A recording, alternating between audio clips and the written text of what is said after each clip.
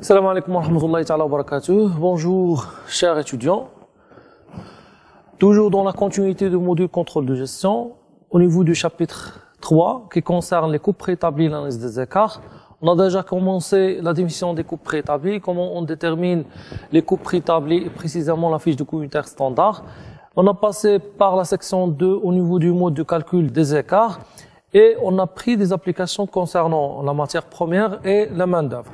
Et on a déjà commencé la question des charges indirectes. Donc, au niveau de l'application des écarts sur charges indirectes, on a dit qu'une entreprise fabrique un article de sport. Les données relatives d'un centre de responsabilité comme suit.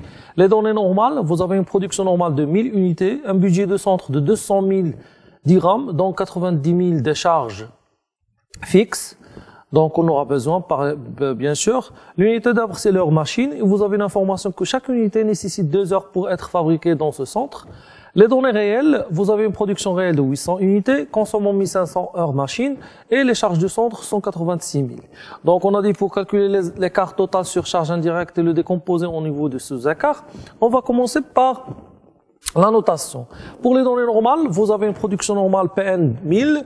L'activité normale, c'est le nombre d'unités d'œuvre pour avoir la production normale. Ça veut dire que chaque unité consomme 2 heures. Ça veut dire qu'au niveau de ce centre, on a une activité de 2000 heures. Le coût unitaire standard, donc c'est le total des charges indirectes sur l'activité normale. 200 000 sur 2000, ça donne 100. Les frais fixes, vous avez 90 000. Donc le coût fixe unitaire standard, c'est 90 000 sur 2000, ça donne 45. Coût variable unitaire standard, vous avez, puisque le coût unitaire standard c'est 100 et le coût fixe unitaire c'est 45, donc ça donne qu'un coût variable unitaire c'est 55.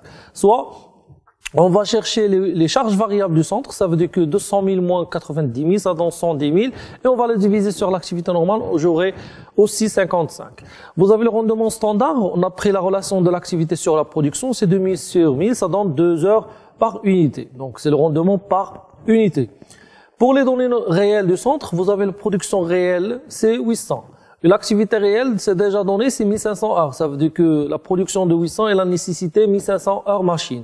Le coût unitaire réel, c'est le total des charges indirectes réelles. Ça veut dire que 186 000. Sur l'activité réelle, 1500, ça donne 124. Le coût fixe unitaire réel, ce sont les frais fixes parce que les frais fixes réels, le total des frais fixes, il est fixe. Donc le total des frais fixes standards, c'est le total des frais fixes réels. Donc les frais fixes sur l'activité réelle, c'est 90 000 sur 1500, ça donne 60. Et le coût variable unitaire réel, c'est le coût réel unitaire moins le coût fixe unitaire réel, c'est 124 moins 60. Égale 64. À précision ici, c'est le coût fixe unitaire, il peut être, il est variable. Par contre, le total des frais fixes qui sont fixes ou bien constantes. Donc, ici, on a le coût fixe unitaire, c'est 60, mais le coût fixe unitaire standard, c'est juste 45.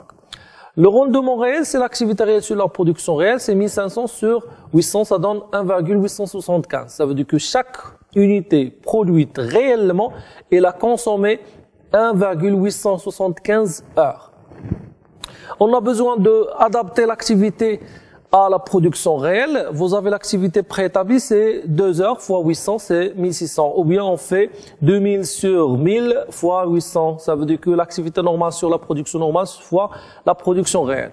Donc au niveau des écarts, pour l'écart global, c'est le coût réel moins le coût préétabli. C'est l'activité réelle fois le coût unitaire réel. C'est un total des charges indirectes réelles, c'est 186 000. Moins l'activité préétablie fois le coût standard. Ça veut dire que le budget standard adapté à la production réelle. Donc l'activité préétablie c'est 1600 fois le coût unitaire standard c'est 100, ça donne 160 000. Ça donne un écart qui est plus de 26 000. Donc c'est un écart défavorable parce qu'il y a une augmentation de coût.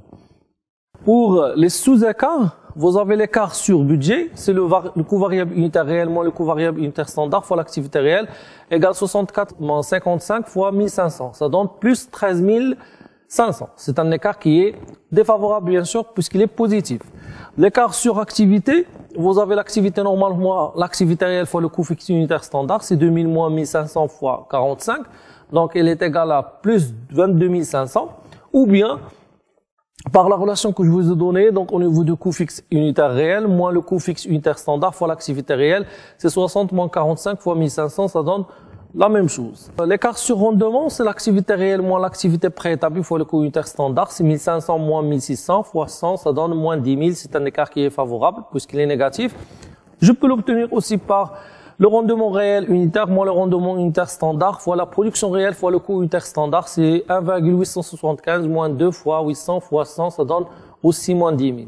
Donc au niveau de la vérification, bien sûr l'écart global il doit être la somme des trois sous-écarts. L'écart sur budget, l'écart sur activité, l'écart sur rendement, plus 13 500, plus 22 500, moins 10 000, ça donne plus 26 000.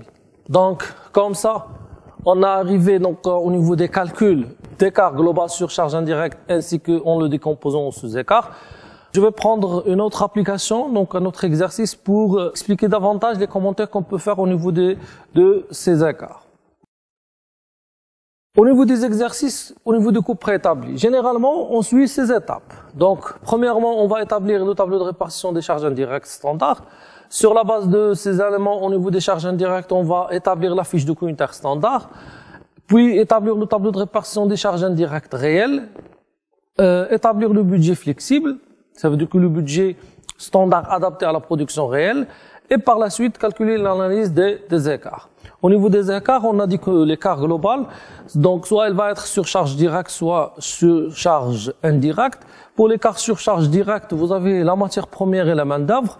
Pour la matière première, on le décompose en écart sur quantité, écart sur prix, la main-d'œuvre, écart sur volume horaire ou bien écart sur temps et écart sur taux. Pour les charges indirectes, donc, on prend les centres et pour chaque centre, on aura un écart qui est global. On va le diviser, on va le décomposer en sous-écarts, écart sur budget ou bien écart sur charge variable, écart sur activité ou écart sur charge fixe et écart sur rendement. Donc, exercice où je vais regrouper donc tous ces éléments concernant la matière première et la main-d'œuvre ainsi que les charges indirectes d'un atelier. Vous avez une entreprise fabrique un produit P en utilisant une matière première C dans un atelier de production. Les données relatives au mois de janvier sont comme suit. Donc déjà au niveau de ce mois, vous avez les données normales et les données réelles. Et les éléments des charges, vous avez juste la matière première, la main-d'œuvre et les charges indirectes concernant l'atelier. Les données normales, la quantité consommée pour la matière première c'est 1200, elle est achetée par 6 dirhams, ça donne un montant total de 7200. Concernant la main-d'œuvre directe, donc on a utilisé 200 heures fois un prix unitaire ou bien un taux horaire de 50, ça donne un montant total de 10 000. Les charges indirectes de l'atelier c'est 200 heures. Donc déjà vous avez ici que l'unité d'œuvre pour les charges indirectes c'est heure main-d'œuvre directe. Donc c'est pour ça que vous avez activité normale. C'est 200 heures. Là, c'est le coût de l'unité d'œuvre. C'est par les charges indirectes au niveau de l'atelier, c'est 20. Vous avez ici dans le coût fixe unitaire, c'est 8. Ça veut dire que ça, c'est le coût unitaire standard. Ça donne 4000. Donc, le montant total, c'est 21 200 sur 100 unités. Ça désigne la production normale. Ça veut dire que, puisque vous avez les données normales au niveau du coût de revient, on a une quantité de 100 unités, ça veut dire que l'entreprise, normalement, elle fabrique 100 unités. Le prix, ou bien le coût de revient unitaire pour ce produit, c'est 212. C'est 21 200 sur 100, ça donne 212. Maintenant, les données réelles. Les données réelles du mois de janvier, vous avez la quantité consommée au niveau de matière première, c'est 1758 kg, acheté avec un prix réel de 5, ça donne 8790. La main-d'œuvre directe consommée au niveau de réellement du mois de janvier, c'est 220 heures. Donc, avec un taux horaire de 50, ça donne 11 000. Au niveau des charges indirectes de l'atelier, c'est toujours la même unité d'œuvre, c'est heure main-d'œuvre directe. C'est pour ça qu'on a aussi 220 heures. Fois un coût unitaire réel, c'est 18, ça donne 3 960. Le total, c'est 23 750. Et on a fabriqué réellement 125 unités. Donc, avec un coût réel de 190.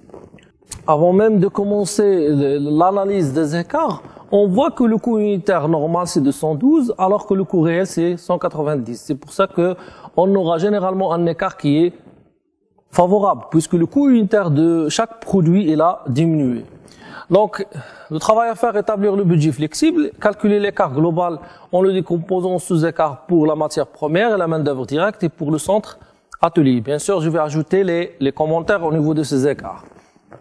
Pour établir le budget flexible, donc, qu'est-ce qu'on a? Donc, les données normales, c'est déjà au niveau, ça constitue le budget normal, puisque la production normale, c'est 100. Donc, la quantité, c'est 1200, 200 heures, 200 heures. Donc le prix unitaire 6, 50, 20. Donc le montant total c'est le même, donc reste comme les données normales. Pour le budget réel, la même chose. Donc 1758 kg fois le prix unitaire de 5, ça donne 8790. 8790. Au niveau des main-d'œuvre directes, donc c'est 220 heures, la même que la quantité des heures au niveau de l'atelier, ça veut dire que l'activité réelle c'est 220 heures. Pour le taux horaire 50, le coût unitaire réel c'est 18, donc ça donne 23 750 sur 125 qui est la production réelle, ça donne un coût unitaire réel de 190. Donc la question c'est d'établir ou bien d'adapter le budget standard ou le budget normal à la production réelle. Donc ce qu'on appelle le budget flexible. Comment je vais le faire? Ça veut dire, donc si la production normale est la nécessité 1200 kg, la production réelle, combien elle doit nécessiter? Donc par la relation de 3, 1200 pour 100, combien pour 125? Donc j'aurai pour 1500, c'est 1200 sur 100 fois 125. Ça donne 1500 kg. Ça veut dire que pour produire la quantité de 125 unités, il faut consommer 1500 kg. Donc, les prix unitaires au niveau du budget flexible, ça seront les mêmes que le budget standard ou bien le budget normal. La même chose pour la main-d'œuvre. Vous avez 200 heures pour la production normale. Donc, 200, ça veut dire que chaque unité nécessite 2 heures. Donc, pour 125, elle va nécessiter 250. Vous avez 200 sur 100 fois 225, ça donne 250 heures. Fois 50. La même chose pour l'atelier, 200 sur 100 fois 125, ça donne 250. Et on aura 1500 fois 6, c'est 9000. 250 fois 50, c'est 12 500. 250 fois 20, ça donne 5000. Ça donne 26 500. Avec une production, bien sûr, ici, on l'a établi pour la production réelle, c'est 125, ça donne 212. Nécessairement, que le coût unitaire normal doit être, c'est le même que l'unitaire au niveau du budget flexible, parce que on a juste adapté le budget standard à la production réelle. Donc là, c'est le budget flexible. Au niveau de l'écart, on a dit que l'écart, c'est toujours, on prend pas le réel moins le normal. Là, ce qu'on appelle l'écart sur volume. Donc ici, donc on va prendre juste ce qu'on appelle l'écart économique. Ça veut dire qu'il y a une signification économique. Selon les conventions de plan comptable, au niveau de la troisième, ça veut dire qu'on aura la production de référence et la production réelle. C'est pour ça qu'on va faire le budget réel moins le budget flexible pour chaque élément de coût. Vous avez pour la matière première, le budget réel c'est 8790 moins 9000, ça donne moins 210. Pour la main d'œuvre, c'est moins 1500. Pour l'atelier, au niveau des charges indirectes, c'est moins 1040. C'est toujours le budget réel moins le budget flexible.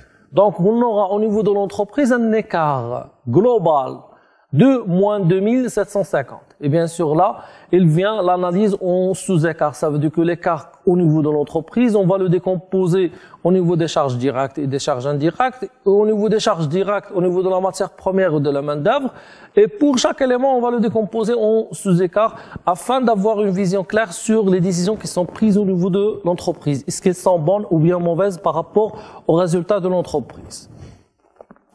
Au niveau de l'analyse des écarts. Donc, je vais prendre l'écart sur matière première. Vous avez l'écart global, ça donne soit du tableau, c'est moins 210, c'est un écart qui est favorable puisqu'il est négatif, ou bien vous prenez le coût réel, moins le coût préétabli, ou bien au niveau du budget flexible. Donc, moins 8790, moins 9000, ça donne moins 210. Au niveau du sous-écart, on a dit que pour les matières premières, les sous-écarts, c'est la quantité et les prix. L'écart sur quantité, c'est la quantité réelle moins la quantité préétablie fois le prix standard. C'est 1758 moins 1500 fois 6. Donc, les quantités, on les obtient du budget ou bien des tableaux de budget. Voilà la quantité réelle de la matière première et là, la quantité préétablie. Donc, la quantité standard adaptée à la production réel, 1758 kg moins 1500 fois le coût ou bien le prix unitaire standard fois 6. Donc j'aurai un écart qui est défavorable, plus 1548. L'écart sur prix, donc le prix réel moins le prix standard fois la quantité réelle. Donc 5 moins 6 fois 1758, ça donne moins 1758. Bien sûr, c'est un écart qui est favorable, puisqu'il est négatif. Au niveau des commentaires, Donc, qu'est-ce qu'on peut dire ici au niveau de ces écarts? Donc, l'écart sur quantité, il est défavorable. Pourquoi? Parce que la quantité consommée au niveau de la matière première, elle est supérieure à ce qu'il doit consommer. Donc, normalement, pour une production réelle de 125 unités, il doit consommer 1500 kg. Alors, réellement, il a consommé 1758. Ça veut dire qu'il y en a une consommation de plus de 258 kg. Bien sûr, il est évalué avec un prix standard de 6 dirhams. Donc, ça donne 1548 de coût de plus. C'est pour ça qu'il est défavorable.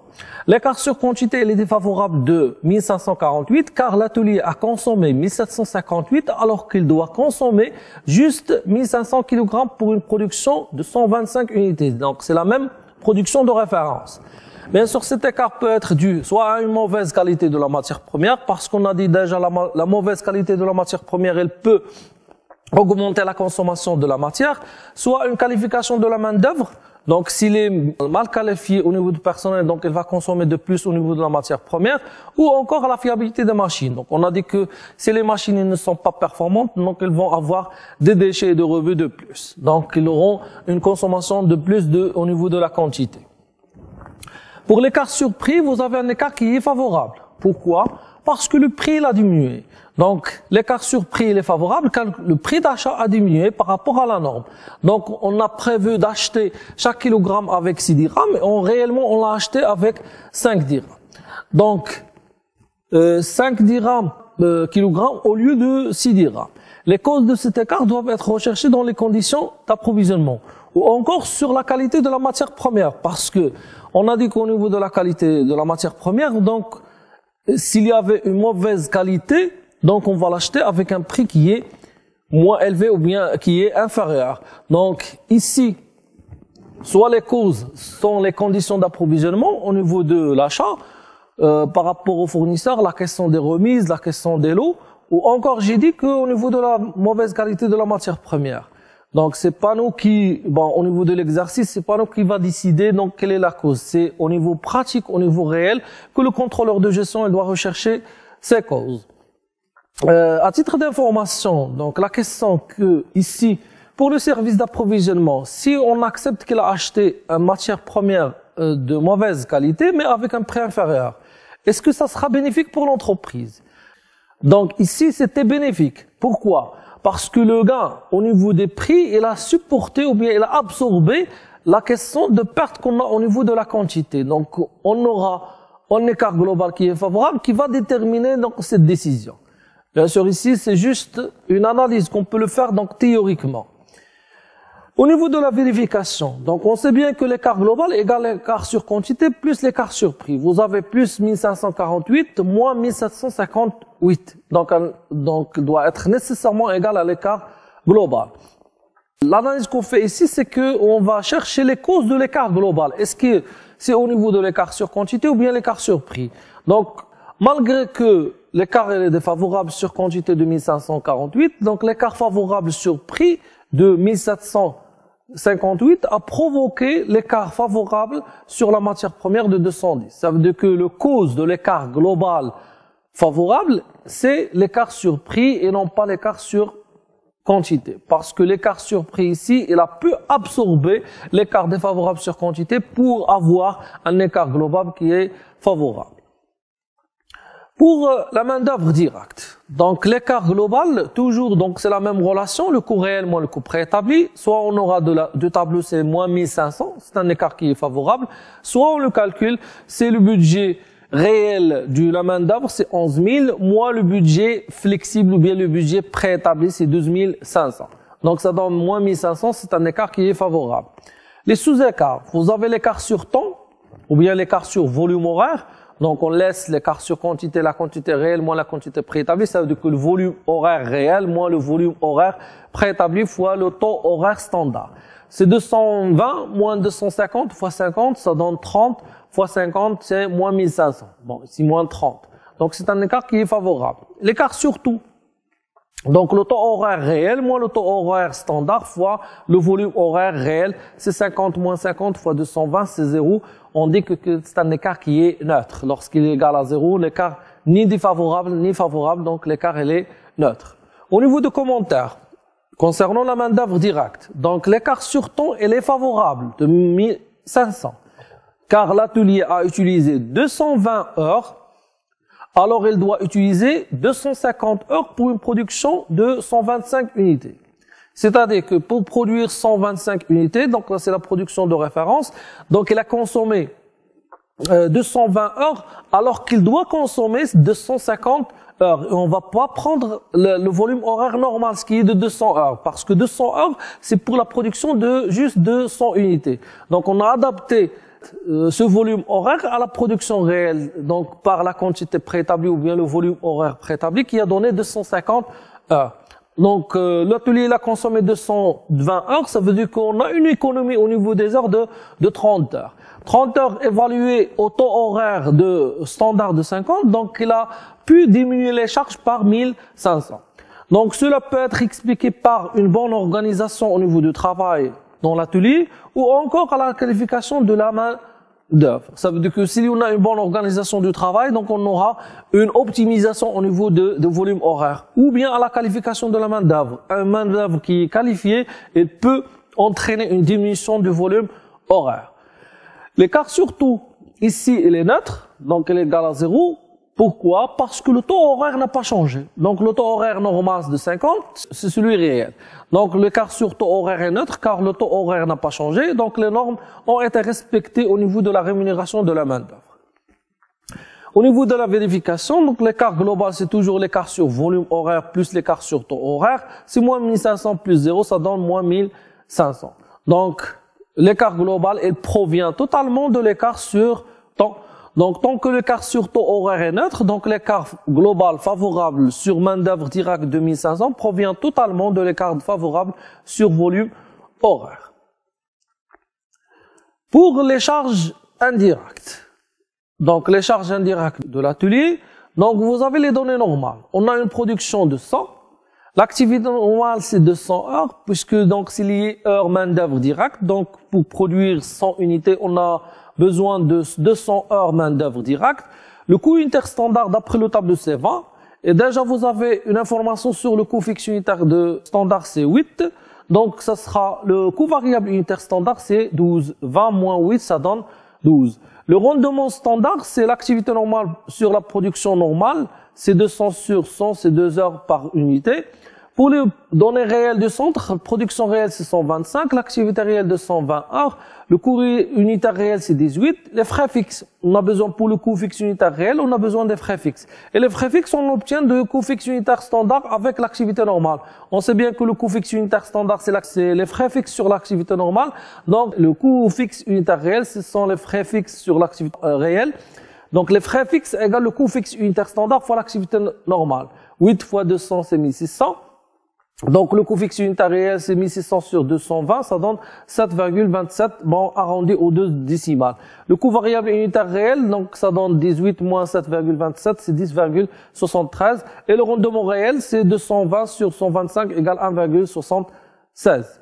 Donc l'activité préétablie qu'on aura besoin pour le calculer, c'est 200 sur 100 fois 125, ça donne 250 heures. C'est l'activité préétablie au niveau de ce centre. Vous avez l'écart surcharge indirecte de l'atelier, l'écart global, c'est 3960 moins 5000 fois 100, ça donne moins 1040. C'est un écart qui est favorable. Donc d'après le tableau des budgets. Les sous-écarts, l'écart sur budget, vous avez le coût variable unitaire réel moins le coût variable unitaire standard, donc 10,73 moins 12 fois 220, moins 279,4, il est favorable puisqu'il est négatif. L'écart sur activité, vous avez 200 moins 220 fois 8, c'est moins 60, mais je préfère au niveau, lorsqu'il y en a l'arrondissement, je préfère la deuxième parce qu'il va compenser les arrondissements au niveau de l'écart sur budget. Ça veut dire que 7,27, elle va compenser 10,73 au niveau de coût variable unitaire réel et le coût fixe unitaire réel. 7,27 moins 8 fois 220, c'est moins 160 fois 0,6. L'écart sur rendement, c'est 220 moins 250 fois 20, c'est moins 600, ou bien 1,76 moins 2 fois 125 fois 20, ça donne moins 600. Donc les trois sous-écarts sont favorables. L'écart sur budget, bien sûr, il est favorable ici de 279,4. Donc, le commentaire, c'est qu'il y a une diminution des charges variables au niveau de cet atelier. Donc, puisque le coût variable unitaire, il a passé de 12 à 10,73. L'écart sur activité, il est favorable de 160. Donc, il y a un boni de suractivité dans l'atelier. Donc, on a dit que lorsqu'il est favorable, il y en a un boni de suractivité. Lorsqu'il est défavorable, donc, il y en a un malus de sous-activité ou bien d'un chômage qui est déguisé au niveau de l'atelier. Parce qu'au niveau de l'activité, donc ici, normalement, on va travailler 200 heures alors qu'on a travaillé 220 heures. Ça veut dire qu'il y en a de plus 20 heures de plus. Donc, cette différence d'activité, donc, elle a donné que le coût fixe unitaire, il a passé de 8 à 7,27. C'est pour ça qu'il y en a une diminution de coût fixe unitaire standard. Donc, bien sûr, l'augmentation de l'activité, il va entraîner une diminution du coût fixe unitaire standard par l'imputation. On parle de l'imputation des charges fixes sur l'activité. L'écart sur rendement, il est favorable du 600, donc il y en a une amélioration de rendement dans l'atelier. Car au niveau normal, on a besoin de 2 heures pour un produit. Donc réellement, on a passé juste 1,76 heures pour le même produit. Réellement. Donc au niveau de la vérification, l'écart global égale la somme des trois sous-écarts, l'écart sur budget, l'écart sur activité, l'écart sur rendement. Donc ça donne moins 1040. Donc au niveau global, l'écart sur charge indirecte, il est favorable de 1040.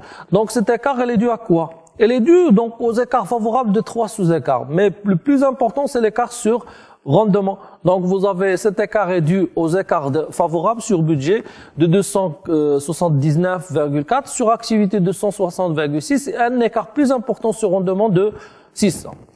Voilà, grosso modo, donc commentaires qui sont déjà très réduits au niveau de l'explication de ces écarts. Bon, à titre d'information aussi, donc bon, j'ajoute que même l'écart sur charge indirecte, donc on l'analyse au niveau de l'écart sur quantité, l'écart sur prix. Pourquoi? Parce que au niveau des charges indirectes, la quantité, elle est exprimée par l'activité. Et le prix, il est exprimé par le coût unitaire standard. Quand vous voyez ici que l'écart sur rendement, il représente l'écart sur quantité, et l'écart sur prix, il est représenté par l'écart sur budget et l'écart sur activité. Juste, on a décomposé les deux au niveau des variables et au niveau de fixe. Comme ça, cette séquence arrive à sa fin. Donc, à la séquence prochaine, Inch'Allah, à bientôt. Fi ra'ayati Allah.